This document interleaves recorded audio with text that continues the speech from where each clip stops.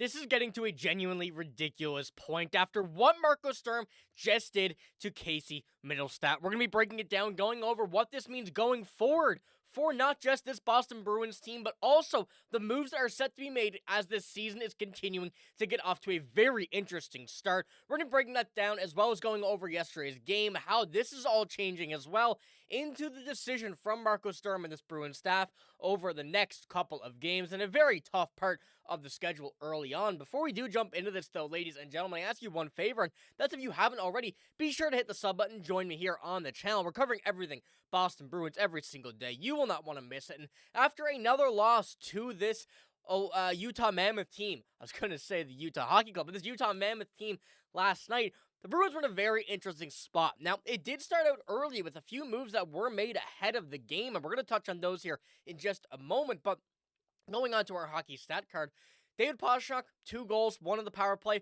Very good time for him to step up after Marco Sturm spoke out about him, saying that he wanted to see a little bit more. And even though David Pastrnak has been playing fairly well over this season, he has really stepped up his game over the past few games at that and has shown that to Marco Sturm that he is meant to be here. He is not, in any means fading behind, falling behind. He's here still leading this team. And we saw last night what he really means by that. And going down throughout it as well, but you're getting some guys like Fraser Minton, Mike Yates, Montana Jeannot, that third line jumping up here to the top as well with Charlie McAvoy there.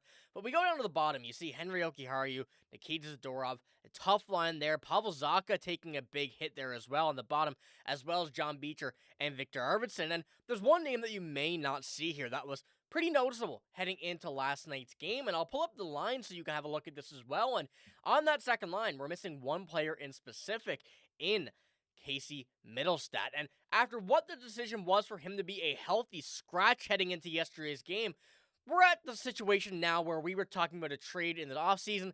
Those rumors and reports have sparked once again after becoming a healthy scratch here in this game. Now, we do have some quotes coming out here as to reasoning behind it from Marco Sturm and whatnot, but looking at how we see this as a whole right now, Casey Mittelstadt is a guy that we've been trying to see break into this lineup as an actual second-line talent.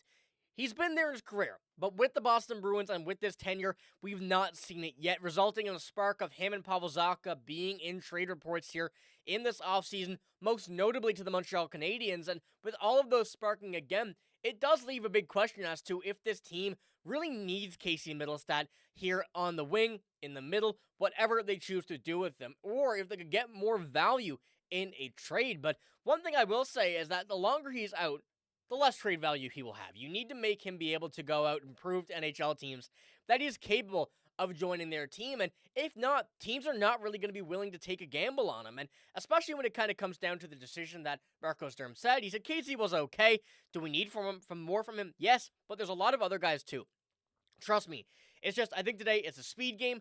That's why a guy like Hootsy is in. Now, one thing to keep in mind as well, this is on the second half of a back-to-back, and from what Marco Sturm said here as well, and also in kind of a further explanation, it does seem like this is going to be the plan coming from the Bruins this year, is to change up the lineup quite a bit, especially with a lot of back-to-backs due to the Olympics in February, taking out a good chunk of games, and especially now at the start of the season. The Bruins have a lot more games coming, so it is just very interesting timing to see Casey Mittelstadt being the first one out here when, yes, we need to see more, but he needs to be in the lineup to be able to see more from him here in these upcoming games. And especially with a very tough schedule coming to start this part of the season and having a very tough set of games coming up here at the beginning. And I'll try and find it right here as you see. Utah, Colorado, Vegas, and Tampa, and now Florida tonight.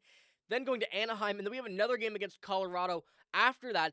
It's not going to be an easy stretch of games here, which is something that I want to really kind of put an emphasis on, is that this team may not look good here in these games, but these teams are very, very good. And I'm considering Utah here in that list as well. Although they are still the Arizona Coyotes, they're still that same roster. They've gotten much better. But this team is now developing into what this team was projected to for the past 5 years. So that's still a tough game. And now going up against Florida tonight tomorrow night is still going to be a very tough game regardless. So don't think of this as the Bruins are this bad. This timing right now and everything they're going along is a lot due to their the teams they're playing and still trying to click. A lot of players are playing well in this. Swayman, Korpisalo making some very, very good high danger opportunity saves, and I think it's getting the Bruins to being this close in games. I mean, Vegas 6-5, Tampa 4-3, Utah 3-2. They're losing these games, but it is still keeping it very, very close. I think that's a very good thing to see early on from this Bruins team. Once everything gets going and once everything starts to click, we're going to be in a very good spot. I think this quote from Jeremy Swayman really kind of sums it up as well as to what the Bruins are going through right now. He says, everyone in here does their job to the best of their abilities. That's why I believe in this team so much, because we're such a quality human beings, great hockey players. I know this is going to turn, and it's because of the positivity we keep in the locker room, the belief we keep in this locker room to a man. And, the fact that Jeremy Swayman is back to his normal self, what it seems like right now, still being a leader on this team, describing what they feel in this locker room, it's a very good sign going forward that, this team is still keeping their high hopes. They're playing well to an extent. Of course, they haven't looked great, but we've seen positivity come from it. I think that's the bottom line of what we can ask for from these most recent games, especially when it comes down to seeing the strength of the teams we're playing now. So keep that in mind.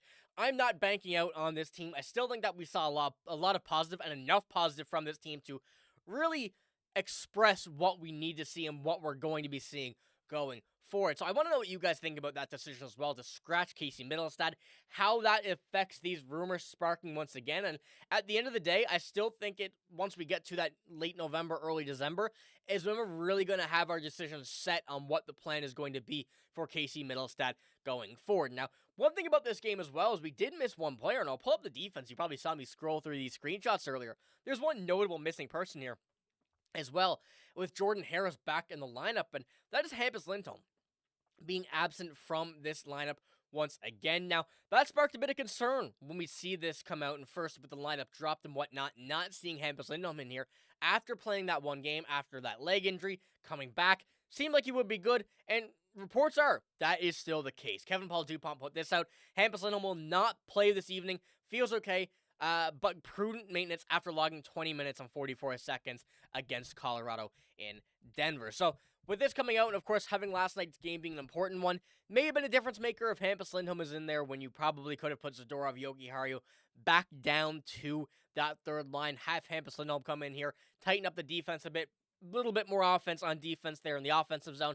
Things like that would matter here in this, but you want to make sure that Elias Lindholm, if he misses a game here, it's going to be important that he stays in healthy for the remainder of the season. I understand the idea here, and having this early on, still an important part, would definitely be a different scenario had this be game, 75 when the team was just about to make the playoffs or whatnot. But at this point right now, much safer decision to do that and make sure he's healthy, make sure he's good to go. And having this, game by game, I think is going to be something that we're going to have to keep an eye on, at least for the next little while when he does get fully recovered, or until he does get fully recovered, and kind of get out of this stretch of very, very difficult games. And one more thing that I kind of wanted to pull up once again is that, remember this, Pavel Zacha, Casey Mittelstadt in the offseason were big reports, so this is just something to keep an eye on as we do get closer and closer to, that November, December range, and depending on who is out and who is in game by game, it's going to be something interesting to see if Casey Mittelstadt may be a favored option for Marco Sturm to stay out of this lineup.